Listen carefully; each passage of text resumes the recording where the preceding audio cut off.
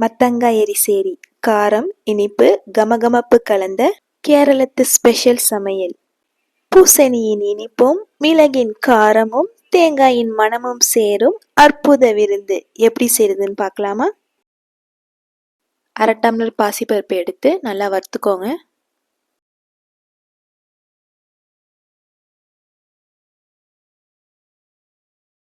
வறுத்த பாசிப்பருப்போட 1/4 டம்ளர் துவரம்பருப்பு ஆட் பண்ணிட்டு நல்லா வாஷ் பண்ணிக்கோங்க. வாஷ் பண்ணதுக்கப்புறம் 3 பல் பூண்டு, 1/2 டம்ளர் தண்ணி ஆட் பண்ணி 3 to 4 விசிலுக்கு நல்லா வேக வச்சுக்கோங்க. குக்கரில் பருப்பு வேக வைக்கும்போது லைட்டாக எண்ணெய் ஆட் பண்ணிக்கோங்க. அப்போ தான் விசில் வரும்போது பருப்பு தண்ணி வெளியில் வராது. மஞ்சள் பூசணி தோல் சீவிட்டு நல்லா வாஷ் பண்ணி பாத்திரத்தில் ஆட் பண்ணிக்கோங்க.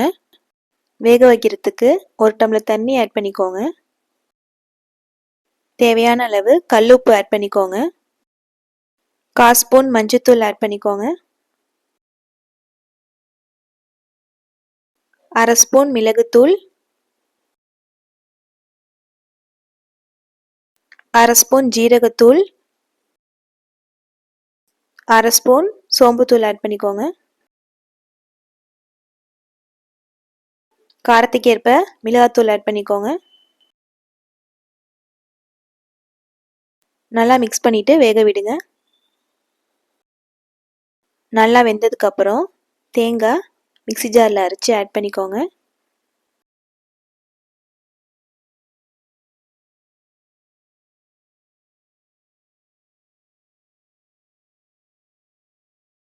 தாளிக்கிறதுக்கு கடாயில் தேவையான அளவு தேங்காய் எண்ணெய் ஆட் பண்ணிக்கோங்க. எண்ணெய் நல்லா காஞ்சதும் கொஞ்சம் கடுகு, கொஞ்சம் உளுந்து, கொஞ்சம் சீரகம் ஆட் பண்ணி பொரிய விடுங்க. பொரிஞ்சதுக்கப்புறம் 2 பச்சை மிளகா, 1 வரமிளகாய், கொஞ்சம் கருவேப்பிலை ஆட் பண்ணிவிட்டு பொரிய விடுங்க. துருவின தேங்காய் ஆட் பண்ணிக்கோங்க. லைட்டாக பெருங்காயத்தூள் ஆட் பண்ணிக்கோங்க. ஆட் பண்ண தேங்காய் கோல்டன் ப்ரௌன் வர வரைக்கும் நல்லா வறுத்துக்கோங்க.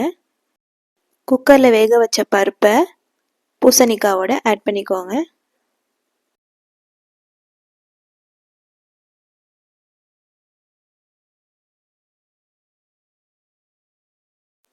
பருப்பு ஆட் பண்ணிவிட்டு நல்லா கொதிச்சதுக்கப்புறம் கொஞ்சம் நெய் ஆட் பண்ணிக்கோங்க.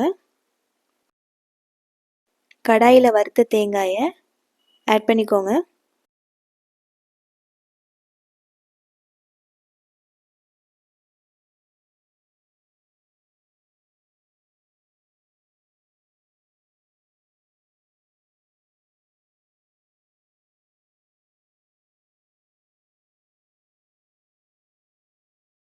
தேவையான அளவு கல்லுப்பு ஆட் பண்ணிக்கோங்க.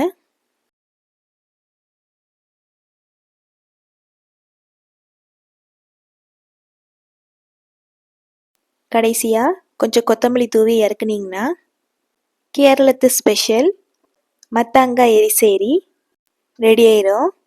குழந்தைங்கள்லேருந்து பெரியவங்க வர எல்லோரும் விரும்பி சாப்பிடுவாங்க. மறக்காமல் செஞ்சு பாருங்கள். மத்தங்காய் எரிசேரியோட கோபி பிரட்டல் வச்சு சாப்பிட்டிங்கன்னா செம டேஸ்ட்டாக இருக்கும். ட்ரை பண்ணி பாருங்கள். எங்கள் சேனலில் மற்ற வீடியோ ரெசிபீஸ் பிளேலிஸ்டில் இருக்குது. ட்ரை பண்ணி பாருங்கள். இந்த வீடியோ உங்களுக்கு பிடிச்சிருந்தா லைக் பண்ணுங்கள், ஷேர் பண்ணுங்கள், சப்ஸ்கிரைப் பண்ணுங்கள். மறக்காமல் பெல் ஐக்கான் கிளிக் பண்ணுங்கள்.